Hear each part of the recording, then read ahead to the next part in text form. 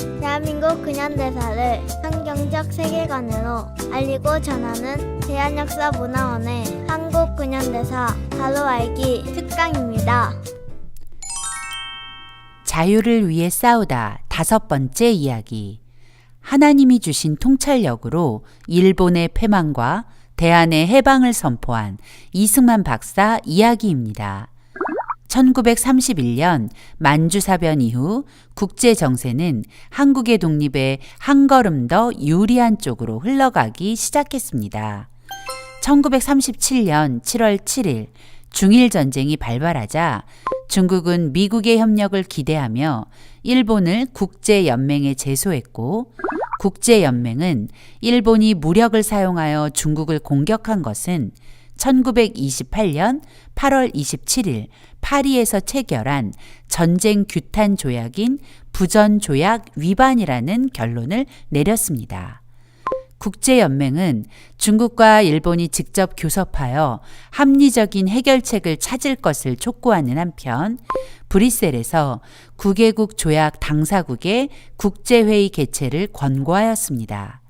하지만 일본이 이 회의에 불참하면서 회의는 사실상 의미 없는 일이 되어버렸습니다.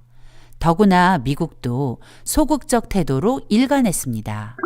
일본은 1938년 11월 일본 점령 지역 확대와 동아 신질서 구상을 발표하며 중국 및 동남아시아에 대한 점령 의지를 노골적으로 드러냈습니다. 그제야 미국 내에 일본을 제재해야 한다는 여론이 일어났고, 미국 정부는 1939년 7월 26일 일본에 미일 통상 항해 조약 폐지를 통보했습니다. 하지만 여전히 미국은 적극적인 대일 행동은 일본의 보복을 초래할 우려가 있다며 일본에 대한 강력한 대응을 피했습니다. 이승만 박사는 미국의 이러한 태도를 신랄하게 비판했습니다. 그리고 미국과 일본 사이에 전쟁이 임박했다는 판단을 하고 1939년 겨울 하와이를 떠나 워싱턴 DC로 이주하여 미국의 반전 여론을 잠재우고 일본에 대한 선제 대응을 촉구할 목적으로 영문저서 재팬 인사이드 아웃을 집필하는 데 몰두하여 1941년 8월 1일 책을 출판하였습니다. 이승만 박사는 재팬 인사이드 아웃을 통해 일본 군국주의의 실체와 군국주의자들의 전쟁 야욕 그리고 그 심리를 정확히 폭로했죠. 이승만 박사는 제1장 황권 신수설과 전쟁 심리에서 일본의 천황 숭배 사상을 2가지로 요약하고 있는데, 첫째, 천황은 유일신으로서 온 세계로부터 존경과 숭배를 받아야 한다는 것입니다.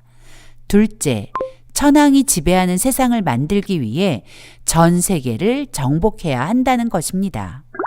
일본은 천재만이 하늘이 내린 유일한 황제이므로 그분이야말로 한 우주의 합법적인 통치자이고, 황제의 육군 해군은 세계를 구원하기 위하여 하늘로부터 파견되었다라고 주장하며 침략 전쟁을 정당화하고 있었던 것입니다. 이 박사는 아직도 일본의 실체를 제대로 파악하지 못하고 미온적 태도를 보이는 미국을 향해 책의 서문을 통해 이렇게 경고합니다. 늦추는 것은 결코 해결책이 아니다. 산불은 저절로 진화되지 않는다. 타오르는 산불은 점점 가까이 다가오고 있다. 사업 투자나 선교, 교회, 대학, 병원 등 그 밖에 미국인들이 소유하고 있는 모든 설비를 잃어버릴 것이다. 이 책이 미국에서 출판되었을 때 반응은 아주 냉담했습니다. 오히려 이승만 박사에게 전쟁 도발을 부추기는 망발이라는 비난이 쏟아졌죠. 하지만 이 책의 진가를 알아본 사람도 있었습니다. 바로 노벨 문학상 수상자 소설 대지의 작가 펄벅 여사입니다. 펄벅은 아시아라는 잡지에 재팬 인사이드 아웃은 무서운 진실을 담은 책이라고 말하며 이승만 박사의 통찰력에 감탄하여 다음과 같은 서평을 남겼습니다. 나는 이 박사가 미국 사람들이 거의 알지 못하고 있는 사실, 즉 미국이 1905년에 조미수호 통상조약을 수치스럽게도 파기했고 그로 인하여 일본이 한국을 집어삼키도록 허용했다고 말해준 것을 기쁘게 생각한다. 이 박사는 이것이 큰 재앙을 가져오게 한 불씨가 되었다고 말하는데 나는 두렵지만 그 말은 근거가 있다고 생각한다. 만주사변 이전에도 그것은 무자비한 영토 쟁탈전을 시작하도록 했는데 그것은 역사상 우리 세대를 인류에 대해 불명예를 저지른 세대로 낙인 찍게 만들 것이다. 미국 사람들은 마땅히 이 사실을 알고 있어야 한다. 왜냐하면 만약 이것을 알고 있었다면 이러한 사태가 일어나기를 바랄 사람은 거의 없었을 것이라고 나는 믿기 때문이다. 이것은 한 나라의 국민들 대부분이 모르고 있는 외교에서의 사악함을 증명하는 또 하나의 증거이다. 이 책에 나오는 대부분의 사실들은 익히 알려진 것들이지만 이 박사는 그것들을 한국인으로서 새로운 관점에서 제시하고 있다. 이 책이 중요한 이유는 여기에 있다. 자기 민족의 우월성을 종교적으로 신봉하고 있고 인류에 대한 신의 사명을 믿고 있는 일본인들의 위험천만한 정신세계를 그는 명쾌하게 밝히고 또 강조하고 있다. 그는 미국인들에 대한 일본인들의 태도를 설명하고 나아가 미국인들에게 진실하고 뜨거운 마음으로부터의 경고를 하고 있다. 이 박사는 일본인들에 대한 개인적인 증오는 없으나 다만 일본인들이 가지고 있는 심리 상태가 전 인류에게 얼마나 위험한 것인지를 정확하게 진단하고 있다. 우리들이 나치즘의 구성 요소라고 생각했던 속임수와 거짓 핑계, 망상 등은 히틀러가 탄생하기 이전부터 이미 일본의 정책이었음을 이 박사는 이 책에서 보여주고 있다. 이 책은 미국인들이 읽어야만 할 책이다. 왜냐하면 이 책은 미국인들을 위해 저술되었으며 지금이야말로 미국인들이 읽어야 할 때이기 때문이다. 다시 한번 말하는데 내가 두려움을 느끼는 것은 이 책에서 말하는 것들이 전부 정말이라는 것이다. 하지만 대부분의 미국인은 이 박사의 경고를 무시했고 12월을 맞이했습니다. 이승만 박사의 예언대로 1941년 12월 7일 일본은 미국 하와이의 진주만을 공격했습니다. 일본은 6척의 항공모함에 전투기를 싣고 하와이로 와서 새벽 6시 미국에 결정적 타격을 입혔습니다. 일본의 공격으로 미군은 2395명의 전사, 1178명의 부상자가 생겼습니다. 12척의 전투함대가 그 자리에서 침몰했고 9척은 치명적 공격에 아예 고철이 되어버렸습니다. 그리고 323대의 공군 전투기가 파괴되었죠. 이승만 박사의 경고 그대로였습니다. 미국은 약 2,400여 명의 아까운 생명을 잃고 큰 충격과 혼란에 휩싸였습니다. 이를 계기로 1941년 12월 8일 프랭클린 루즈벨트 대통령은 그동안 동맹관계였던 일본을 적대국으로 규정하고 전쟁을 선언합니다. 루즈벨트의 전쟁 선언으로 1905년 가스라 테프트 밀약 이후 적어도 35년 동안 동맹관계였던 미국과 일본은 하루아침에 적대관계가 되면서 수많은 미국의 청년들을 사지로 몰아간 태평양 전쟁이 시작되었습니다. 일본의 진주만 공습 이후 이승만 박사의 재팬 인사이드 아웃은 베스트셀러가 되었습니다. 책에 대한 관심이 높아지면서 미국에는 이승만이라는 사람이 어디에서 온 사람인지 그리고 이 책에서 말하는 코리아가 어떤 나라인지에 대한 궁금증이 일기 시작했습니다. 그리고 한국을 일본의 한 부분이 아닌 독립된 나라로 인지하게 되었죠. 그로 인해 1942년 12월 미국은 적성국가 외국인 명단에서 한국인을 제외시켰습니다. 적성국가란 적으로 간주될 수 있거나 전쟁 법규상 공격, 파괴, 포획 따위의 가해 행위를 할 수 있는 범위에 드는 국가를 말하는데 일본의 식민지였던 한국을 일본과 분리하여 이 명단에서 제외했다는 것은 한국이 독립된 국가라는 것을 인정한 것이죠. 이승만 박사는 책의 결론에 일본의 패망을 선언하며 한국의 미래를 예언하듯 이렇게 말합니다. 분명히 단언하건대 우리가 감히 예상하고 또 바라는 것보다 더 일찍 세계의 자유민주주의의 세력이 일본인들을 그들의 섬나라에 다시 잡아 넣을 것이며 평화는 다시 찾아올 것이다. 그때에 우리 한국은 전 세계의 자유국가들과 어깨를 나란히 하게 되고 또다시 고요한 아침의 나라로 세계 앞에 당당히 서게 될 것이다. 당시로서는 허황된 꿈과 같은 이야기였지만 재팬 인사이드 아웃은 그 일을 현실로 만들어가고 있었습니다. 이승만 박사의 이 책을 통해 전후 처리 문제를 상의하기 위해 모인 카이로 회담에서 한국의 독립 문제가 언급되었고 1943년 11월 27일 일제 36년의 통치로부터 우리나라가 해방될 수 있는 물꼬를 튼 유명한 카이로 선언이 발표된 것입니다. 한국민의 노예 상태에 놓여 있음을 유의하여 앞으로 적절한 과정을 통해 한국을 독립국으로 할 것을 결의한다. 정말 놀라운 문장이죠.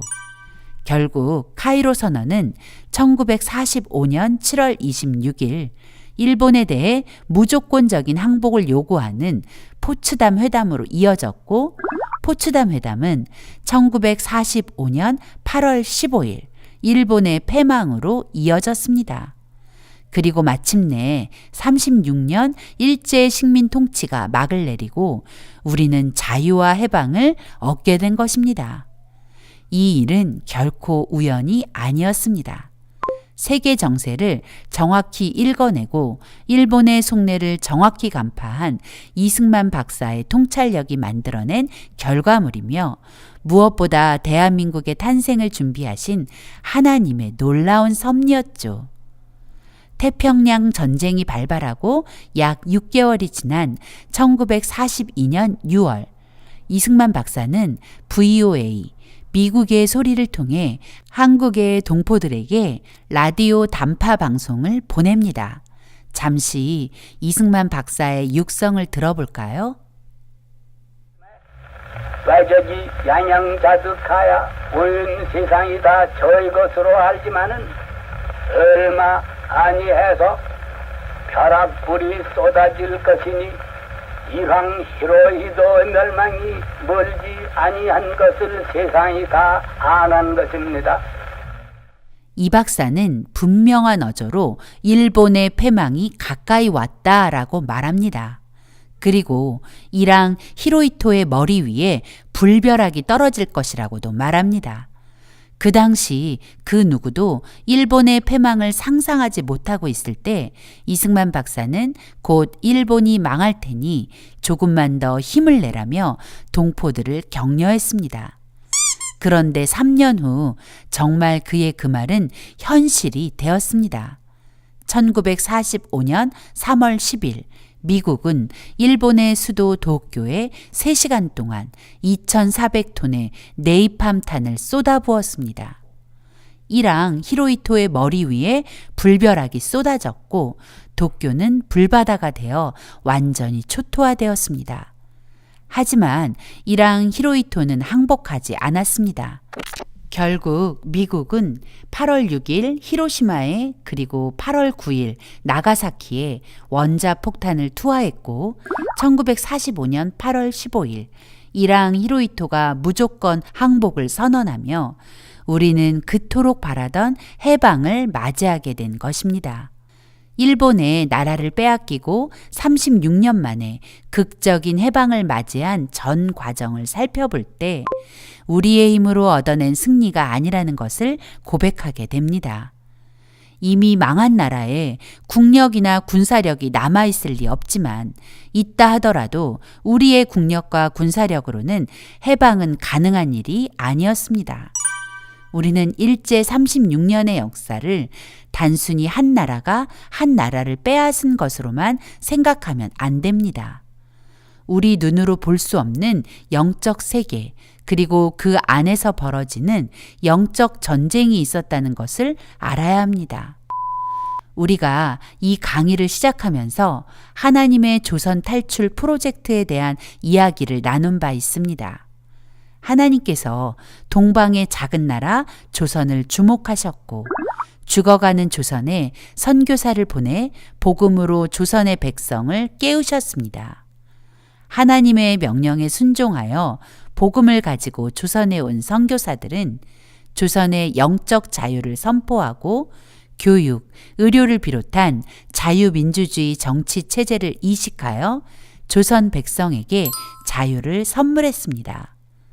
그리고 하나님께서 청년 이승만을 선택하시고 기독교 입국론을 꿈꾸게 하셨습니다. 하나님의 말씀대로 통치되는 거룩한 나라, 온 세상에 하나님의 영광을 선포하는 거룩한 제사장 나라.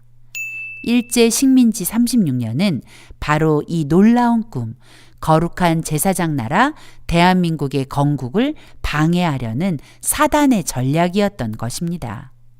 사단의 하수인 일제는 끝까지 대한민국의 건국을 방해했습니다. 바로 한국 통치의 가장 큰 걸림돌이었던 한국교회 말살 계획이었죠. 일제는 1945년 8월 17일부터 19일까지 한국 기독교인을 대량 학살할 계획을 준비하고 있었습니다. 윌리엄 블레어 선교사의 증언에 따르면 일본은 1945년 8월 중순경 조선 기독교인을 모두 살해하도록 본격적으로 계획하고 있었다라고 말했고, 사무엘 마페 선교사도 일제는 한국의 신앙인들을 대량 학살할 계획을 가지고 있었다고 증언했습니다. 만약 1945년 8월 15일 우리가 일본으로부터 해방되지 못했다면 한반도에는 무참한 학살이 일어났을 것입니다. 그러나 하나님께서는 하나님의 계획을 이루시기 위해 일본의 만행을 막으셨고 우리는 극적인 구원을 받았습니다. 우리는 이런 극적인 상황을 경험할 때 기적이 일어났다고 말합니다. 그러나 하나님의 자녀들은 이런 일들을 하나님의 섭리라고 고백합니다. 하나님께서는 이 모든 일을 혼자 하시지 않았습니다. 자유를 위해 부름받은 사람 이승만을 부르셨고 그에게 통찰력을 허락하셨습니다. 이승만 박사는 하나님을 의지하여 놀라운 통찰력으로 기적 같은 해방을 주도한 탁월한 지도자였습니다. 캄보디아의 전 국왕 시아누크는 김일성과 친밀한 독재자였음에도 불구하고 이승만 박사에 대해 다음과 같은 찬사를 아끼지 않았습니다. 이승만은 전후 신생 독립국가의 지도자 중 급이 다른 사람이다. 많은 지도자가 무장투쟁을 통하여 독립을 쟁취하려고 하는데 이승만은 외교를 통하여, 즉 세계 정세의 흐름을 이용하여 대한민국을 세웠다. 그는 수준이 다른 인물이었고 아시아를 대표하는 반공 지도자였다. 오늘날 대한민국의 발전은 이승만 덕분이다. 세브란스 병원을 세운 올리버 에비슨 선교사도 이승만이야말로 과거에도 위대했고 지금도 위대한 인물이다. 그는 한국이 배출한 세계적 위인 중 하나이다 라고 인정했습니다. 그렇습니다. 이승만 박사는 급이 다른 사람이었습니다. 이런 사람이 대한민국의 건국 대통령이라는 것이 자랑스럽습니다. 많은 나라의 지도자가 시행착오 속에서 헤맬 때 우리에게는 선지자적 통찰력을 가진 지도자가 있었고 그 지도자 이승만을 통해 하나님께서는 오늘의 대한민국의 번영과 풍요를 누릴 기초를 다지게 하셨습니다. 우리가 이 특강을 통해 이승만의 행적을 따라가는 이유는 이승만을 통해 일하신 하나님의 놀라운 역사를 알기 위해서입니다. 시편 43편 3절을 읽으며 오늘의 이야기를 마무리하려고 합니다. 그들이 자기 칼로 땅을 얻어 차지함이 아니요 그들의 팔이 그들을 구원함도 아니라 오직 주의 오른손과 주의 팔과 주의 얼굴의 빛으로 하셨으니 주께서 그들을 기뻐하신 까닭이니이다. 아멘. 네, 맞습니다. 우리 민족이 일제로부터 해방된 것은 사람의 능력으로 된 것이 아닙니다. 이승만 박사 한 사람의 능력도 아닙니다. 오직 하나님이 하신 일입니다. 그러나 하나님은 혼자 일하지 않습니다. 하나님이 선택한 사람과 함께 하십니다. 하나님은 사람을 부르시고 그 사람에게 하나님의 뜻을 알려주십니다. 그리고 부름받은 그 사람은 하나님께 순종하기만 하면 됩니다. 이제 대한민국은 하나님의 말씀대로 통치되는 위대한 나라, 자유와 평등이 지배하는 나라, 자유의 복음을 전하는 나라의 사명을 다시 회복해야 합니다. 그리고 하나님이 주신 이 풍요와 축복의 목적을 다시 깨닫고 복음으로 북한의 문을 열고 북한의 형제 자매들을 자유케 하고 더 나아가 땅 끝까지 복음을 전해야 합니다. 그 사명을 감당하기 위해 하나님이 행하신 놀라운 일들을 알아야 하고 하나님의 놀라운 섭리를 알리는 사명의 사람이 되어야겠습니다.